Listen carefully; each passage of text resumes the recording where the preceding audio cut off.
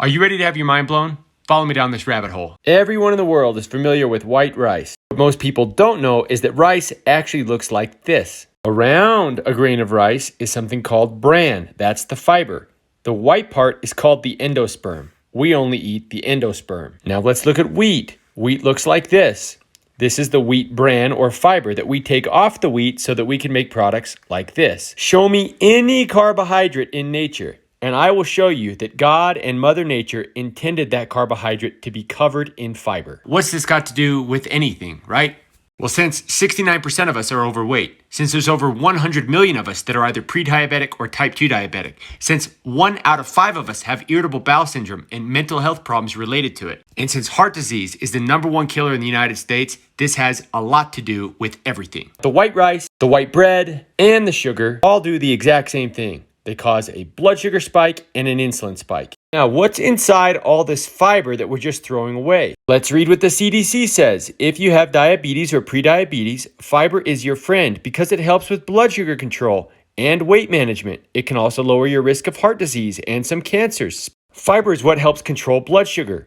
It also protects your heart. It lowers triglyceride and cholesterol levels, reducing risk of heart disease. Fiber also is amazing for digestive health, improves gut health, it reduces your risk of colon cancer, and fiber keeps you feeling full. It's extremely satiating, which helps with weight management. So if fiber helps with all these things, why is it being removed from everything? I recently did a video called Where Did All the Fiber Go?, showing that fiber is being removed from all the processed foods that we like in the grocery store. I want to be clear, this is not a commercial for Metamucil or Benefiber or some fiber you can find at Walmart. In fact, I've specifically done videos saying that I'm not a fan of those things because the research shows that you need diverse sources of soluble and insoluble fiber from plants in your diet in order to have the effects. So if you're going to supplement, you need the right kind of supplements, ones that are diverse. Our ancestors were eating roughly 100 grams of soluble and insoluble fiber every single day. And today, the average American adult eats about 15 grams per day. And coincidentally, only 12% of American adults are considered metabolically healthy. Now you might be wondering, why would they be taking the fiber out? If it does all these good things, why throw it away, right?